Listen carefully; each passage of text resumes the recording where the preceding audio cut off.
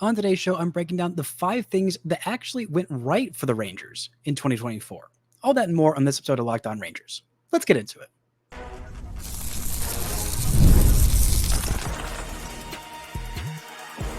You are Locked On Rangers, your daily Texas Rangers podcast, part of the Locked On Podcast Network, your team every day. You are locked onto the World Series champion Texas Rangers. I'm Bryce Patrick, a cripplingly addicted Texas Rangers fan covering this team for 11 seasons, including all 6 as the founder and host of this podcast. Thank y'all so much for making Locked On Rangers your first listen every single day. If you're not already, you can follow me on Twitter at Bryce Patrick. You can follow the show at Locked On Rangers. Hit subscribe on your favorite podcasting platform and on YouTube, where the best way you can help grow the show is to comment nearly any single thing below. Now, before we get into the 5 things that the Rangers did right that went well for Texas in 2024. This episode is brought to you by Booking.com. Booking.yeah. The right stay can make you a fan of any city, even your baseball rivals. Book today on Booking.com, the official accommodation partner of Major League Baseball. Get the Booking.com app today. Now I'm sitting here recording this on Thursday ahead of this Friday episode with some delightful first couple of days of playoff action. The Rangers, unfortunately, not there. And even though overall this season by no means went like the Rangers expected, went anywhere near as well as the Rangers expected, and their season is unfortunately done, there were still at least 5 things that went right for the Rangers this year. And I wanted to focus on the 5 best, the 5 most important things that went the most right for the Rangers. The number one thing, let's go ahead and start off with the Rangers offseason. It consisted of 2 major free agent signings to fix what was one of the worst bullpens in baseball. The Rangers said, okay, we saw 2 guys that are still here go on historic runs in October in Jose Leclerc and Josh Sborz. And we know our bullpen was absolutely awful for most of last year. But you know what we're going to do to fix it? We're going to sign 2 whole guys. Maybe 3 if you count Lorenzen as theoretically a bullpen addition, because eventually he was going to move to the bullpen, or at least that was the thought at the start of the year. But they signed 2 guys, Kirby Yates and David Robertson. And you know what? That basically fixed the back end of his pen. It's unbelievable to think that this team was still so bad while having 2 absolutely elite relievers. This team was incredible in one-run games, 26-20, where most teams are around 500. And the fact that the Rangers were 26-20, a 565 winning percentage, there's no doubt in my mind that is a large portion due to Kirby Yates and David Robertson being amazing. They were also 9-2 in extra inning games. 9-2. This was one of the best seasons of Kirby Yates' career. His career best 1.17 ERA, and a season where offense was, not half bad. I mean, it was not a, hugely down offensive season. Still, Rangers offense was extremely down, but around baseball, it wasn't down that far. But the numbers that Yates put up, the strikeout rate, I mean, the expected numbers were sensational. The actual numbers, somehow even better. His expected ERA on the year in the 100th percentile. Same with his expected batting average. No one was expected to do anything against him. I mean, he was striking out people in the top 2% of baseball. Nobody was hitting him hard. Nobody was barreling it up against him. No one was putting it into play. They were hitting it right into the ground. And just those 2 pitches, that's all he needed. The 37-year-old just crushing people with a 93-mile-an-hour fastball and one of the nastiest splitters in the entire league. He was downright sensational, and not just him, because it wasn't just him in the back end of this pen. It was also David Robertson. His age 39 season, and exactly 3 ERA, 99 strikeouts in 72 innings. He was phenomenal as well. Now, both of them will be free agents this offseason. Robertson has said publicly that he's not sure if he is going to pitch another season in the majors, which would be a darn shame if the Rangers can't bring him back and also bring back Kirby Yates. I mean, both these guys were absolutely fantastic. Robertson was also a huge part of this pen being one of the better ones in baseball, at least in those high leverage situations. I mean, for the vast majority of this year, the overall bullpen numbers, they don't look great because the Rangers got, not a lot of great production from Leclerc. I think he was better than his numbers, but still the production wasn't ideal.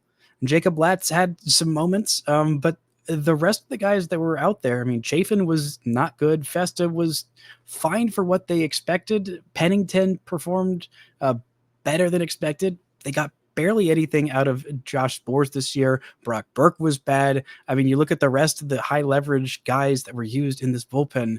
I mean, not a whole lot of production. And, it's been a long career for David Robertson. He's 39 years old. He's turning 40 in April of next year. He's been in the big leagues since 2008. 2008. He's played for so many different teams, 16 seasons in the big leagues. And I think if the Rangers are going to sign any reliever, I think Yates is probably priority number one. But I love the Robertson signing so much because David Robertson is a rarity among relievers. Not just because he's pitched this long, but the reason he's pitched this long. Relievers, by their very nature, are finicky. They are fickle. They are difficult to predict. But David Robertson is about as surefire a thing as you're going to find in baseball. He's going to give you around a 3 ERA. He's going to give you more than a strikeout per inning. He's got 11.8 career K per 9. That was up to 12.4 this year. So a little bit better than what he's been doing in his career. He's been doing it for so long, and he knows exactly what you're getting with him, which is just so rare with any reliever. Yates, I think, is just fixed. I mean, he was the best reliever in all of baseball in 2019. He was one of the best relievers in baseball in 2018 as well. Missed a lot of time in 2020, 2021, came back a little bit in 2022 and looked okay in 2023 before the Rangers signed him. And then this year is just back to being dominant, elite, fantastic. And that's a guy you spend a lot of money on as a closer. Because I was wary of the Rangers spending money on Josh Hader. Shout out to Josh Hader, who blew an incredible game. Shout out to former Ranger great Andy Ibanez. Just a little tangent on that. Andy Ibanez is a guy who I saw quite a bit in Frisco, who I just didn't see. I didn't see it. I didn't get it. I did not understand why the Rangers were so invested in this guy. They ended up letting him walk to go to Detroit, where he was fine. Didn't even have that great a year, and just comes up in the biggest spot with the biggest hit that any Tigers player has had in a decade and eliminates the Astros, and their ALCS streak is dead. But why I was nervous about giving Josh Hader a cajillion dollars, not only that he didn't want to come here because of whatever TV situation, because relievers are so finicky, even the best ones. Hader, if there was a reliever to give $95 million to, he was the one. But I was still terrified of that because he's not Mariano Rivera. Nobody is. And that's fine. But David Robertson, even though he's not quite putting up Mariano Rivera numbers, the consistency is Mariano Rivera-like. And he's been in the league so freaking long that he actually pitched on the same team as Mariano Rivera for several years. That's why he throws a cutter so freaking well. He learned from literally the best in Mariano Rivera. That was the one thing that went the most right for the Rangers. The thing that went next most right for the Rangers is also pitching, but starting pitching. Not starting pitching in general, but young starting pitching specifically. Mainly Cody Bradford. Cody Bradford had a phenomenal season. Absolutely phenomenal. The first homegrown starting pitcher worth at least one WAR in so long. So long. It has been an incredibly long, frustrating journey for the Rangers to develop any kind of competent homegrown starting pitching. And yes, Cody Bradford has officially done that. He is going to be part of the Rangers rotation next year. He is going to be playing, I think, a pretty big role in this Rangers rotation moving forward. And I absolutely loved what I saw from him. I mean, absolutely loved it. He's not going to go out there and blow 99 mile an hour by you. He doesn't have, the Jacob deGrom 93 mile an hour wicked slider. He doesn't even have Kumar Rocker's death ball. He's got an 89 mile an hour fastball that he throws exactly where he wants to every single time, and a really darn good changeup. And he knows how to pitch. He knows what he's doing. He is consistent. Now, keeping him healthy next year, I think, is very, very important for this Rangers team. But it wasn't just Cody Bradford who came up and made some starts in the big leagues and showed some hope for the future. Jack Leiter had his moments this year. Overall, the numbers aren't pretty, but the progress that I saw from Jack, I am very, very impressed with. He won the PCL Pitcher of the Year award for what he did in AAA this year. He made some big strides forward, something that made some improvements that we hadn't seen. We've been wanting to see for years from him. And oh yeah, Kumar Rocker came up, made 3 starts, looked phenomenal for the most part. Had some struggles at times. That start out there in Oakland and his home start weren't amazing, but that debut, oh my goodness, that big league debut in Seattle was absolutely tantalizing, to the point where the Rangers are heading into next season, and there are 3 guys that I think are going to play big parts in the Rangers rotation moving forward that are homegrown, home developed, and with immense potential to be not just competent, but very freaking good. That's huge. That is something the Rangers haven't done in millennia, it feels like. It's not literally millennia, but I'm being dramatic. It feels like it's been that long. And it has been such a wasteland of that. It is such an important part of growing a sustainable long-term core of a team that sustains success. You need to be able to home grow those starting pitchers. They need to be effective. And if perchance you can pull one out of your behind that's an ace or a top 2 in your rotation, which I think Rocker might just be next year, depending on who they sign, if they sign any starting pitchers in free agency.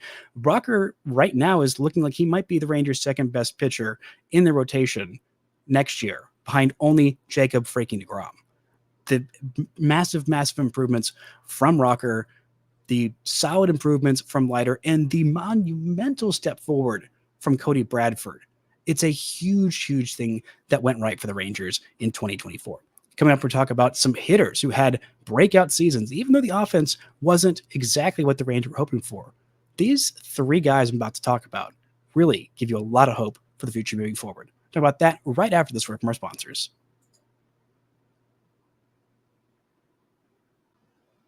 This show is brought to you by TonaI. When life gets busy, fitting in a workout can be stressful. With TonaI, you get efficient workouts personalized just for you, and they're available with the amount of time that you have.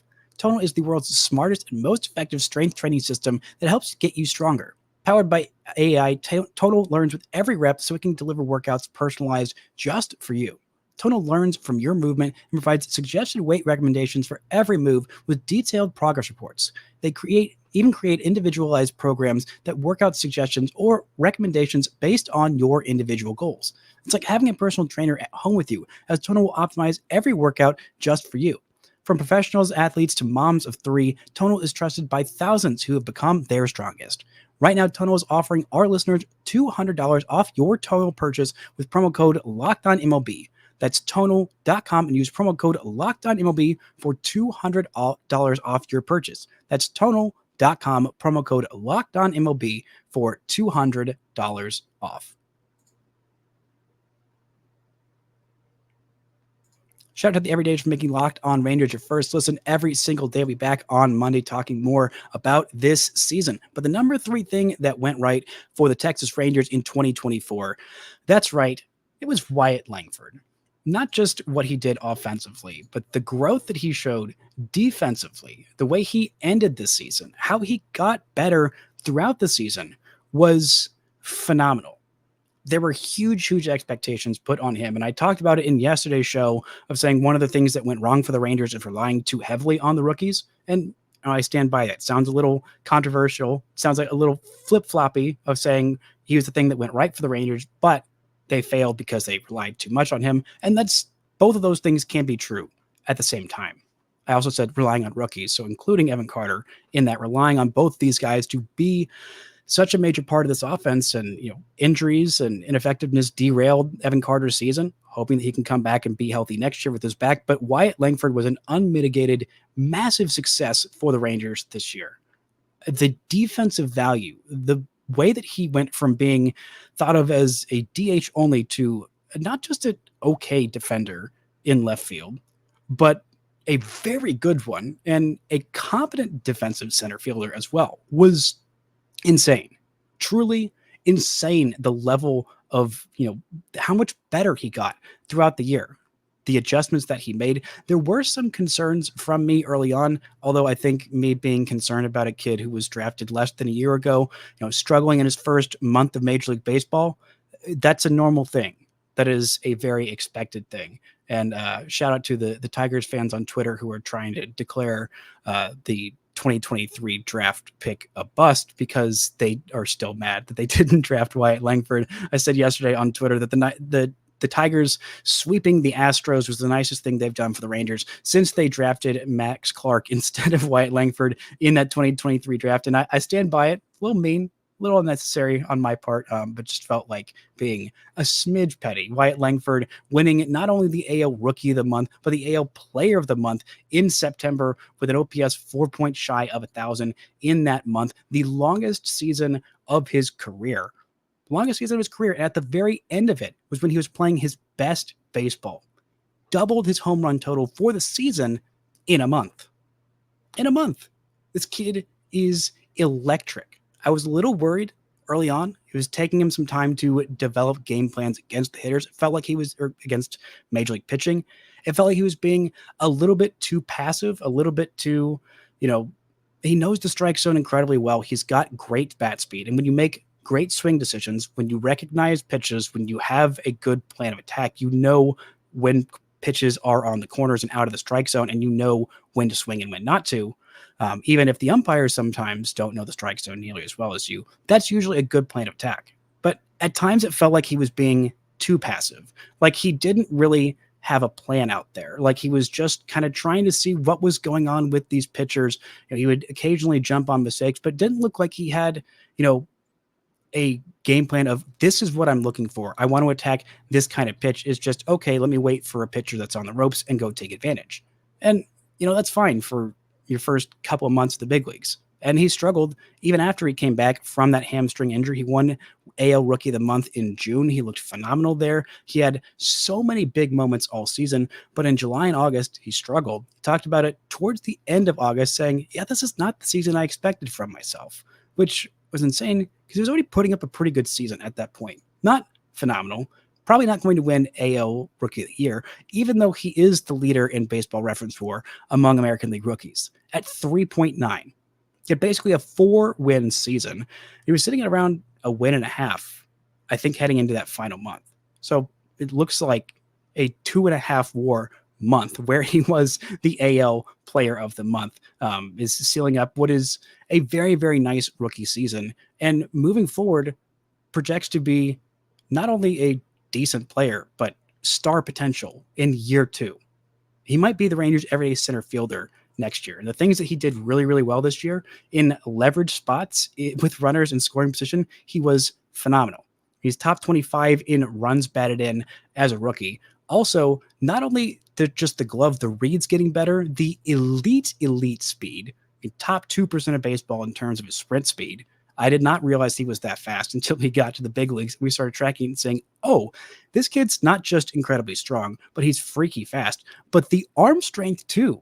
I mean, he was booking it out there in terms of his arm. He had a much bigger arm than I really knew anything about heading into this season. I mean, in terms of outfield assists, he was, third as a left fielder with 8 outfield assists. Incredible. Defensively, he got better every single game.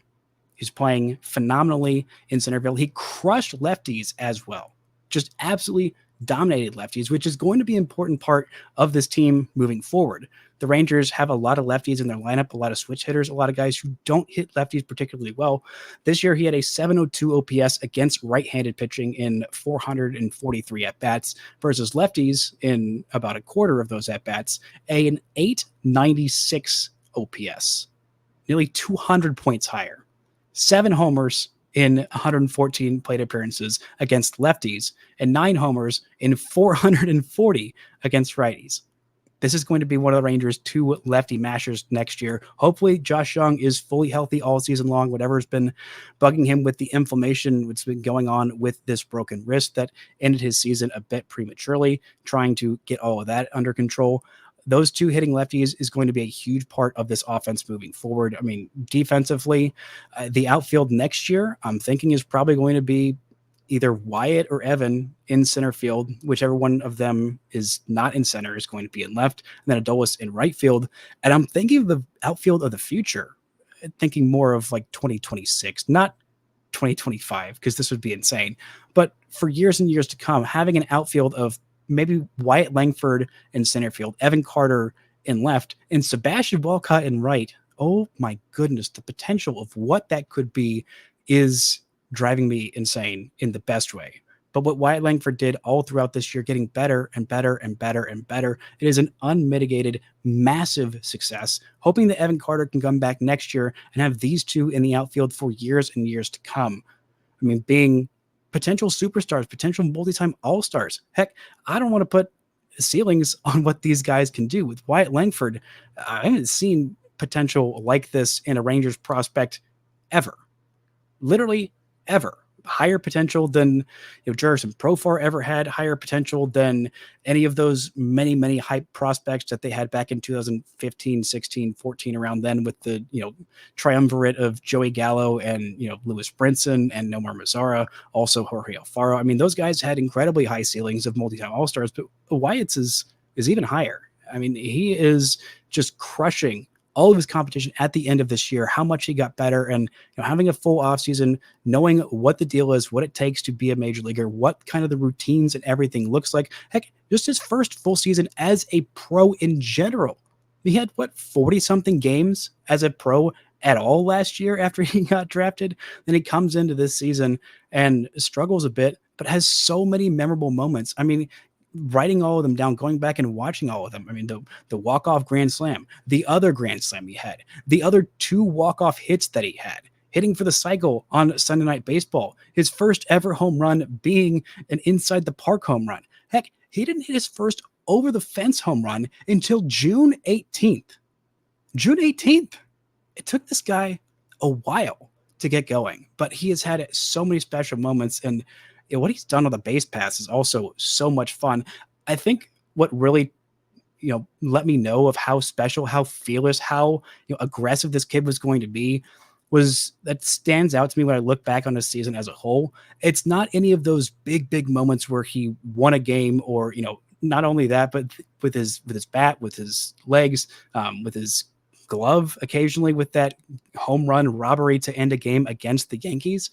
But it was this moment very early on, the Rangers' first road trip to Tampa Bay, when he tried to score on what was a ground out to, I believe, shortstop from second base. He tried to score on it, and he almost did. It would just absolutely bewildered the Rays defenders, saying, there's no way this kid is trying to score from second on a ground out to shortstop. But he was fearless. He was going for it. He knows what he does well, and he is making the most of it, even more so at the end of the season than he did just during the early parts of the season. But that was, game 4 or 5? It was the second series of his major league career, and he was already doing insane things like that.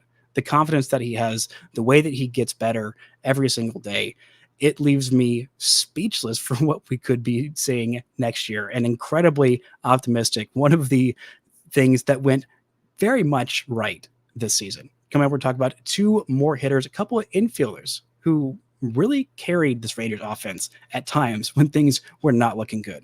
Right after this word from our sponsors. This show is brought to you by Booking.com. Booking.yeah. It's time to explore those U.S. cities you've always secretly wanted to learn more about.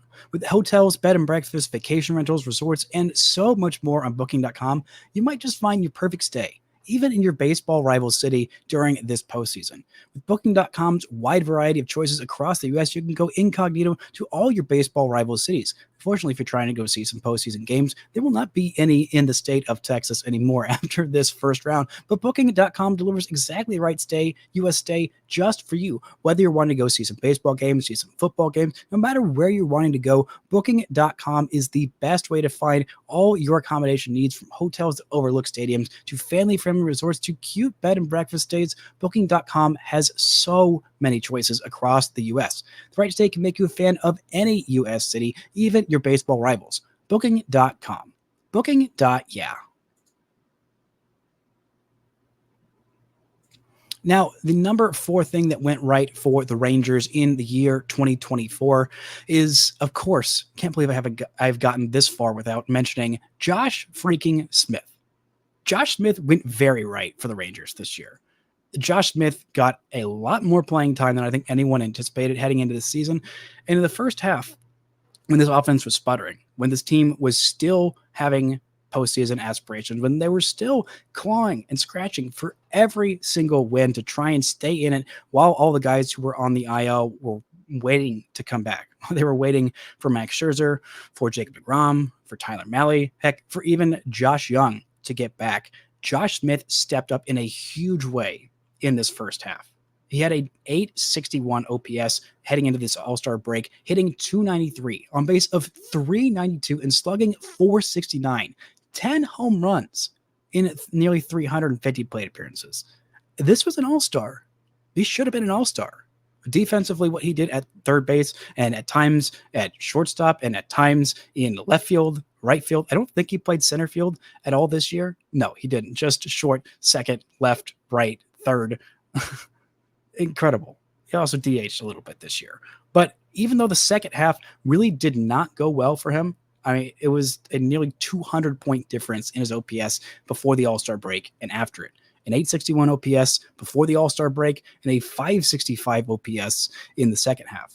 Not really what the Rangers were looking for, and I was a little worried heading into this All-Star break when Josh Smith had played really out of his freaking mind. I mean, absolutely exceptional. And whether it was fluky or not or whatever, whether it was sustainable or whatever, he did that thing in the first half.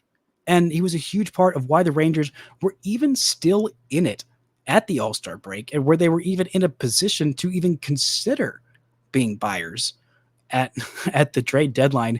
A big part of that is because Josh Smith helped keep this offense afloat when nobody else was doing anything. Heck, even when Corey Seager was struggling early on this season, the one part of the season where Seager really did struggle, Josh Smith was there, keeping this offense afloat, coming up with big hits, with great defensive plays at a time in a position where the Rangers thought they had filled. They had Josh Young there. And then he goes down for what ends up being the vast majority of the season, and Josh Smith stepped up and helped carry this offense. And is he going to be an everyday player next year? I'm not sure. Maybe. There's definitely some thought of it, but if the Rangers, God forbid, do have another injury to the left side of their all-star infield, I'm hoping that is not the case next year. Rangers can go, at least a little while without having an injury to either Josh Young or Corey Seager or, God forbid, Marcus Semien. But if that does happen, they've got Josh Smith here. And he was a huge, huge part of this first half success. This team was still in it. Not great for most of the season, but while they were still in it, while they still had winning chances, Josh Smith hugely stepped up. And I don't think that is something that we can really ignore. The last thing that went right for the Texas Rangers in 2024 is, of course, their star, their best player, Corey freaking Seager. Now, the first month of the season was rough for Seager, still rehabbing basically at the major league level from that sports hernia surgery that he had at the end of January. Missed almost the entirety of the spring training. Played, I think, 1 or 2 games at home.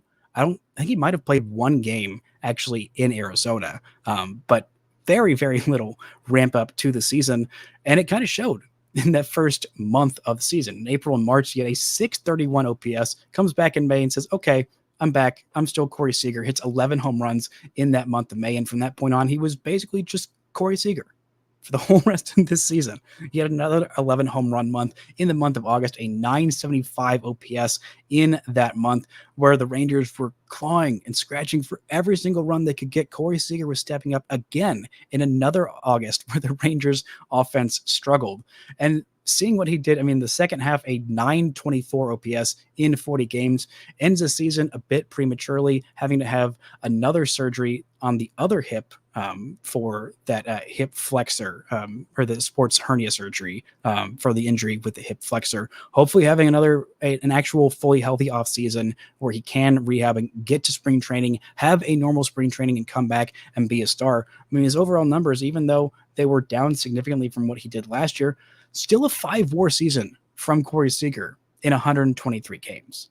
This guy is phenomenally consistent, and he is such a good hitter in the clutch in the postseason. I feel like that is such a different animal. I mean, watching the first couple of postseason games this week, seeing guys who are phenomenal hitters, I mean, really great players, but guys like Bobby Witt and Gunnar Henderson and heck, Adley Rutschman. I mean, heck, the vast majority of the Orioles offense, scoring 1 run in 2 games against the Royals. I know the Royals pitching was great.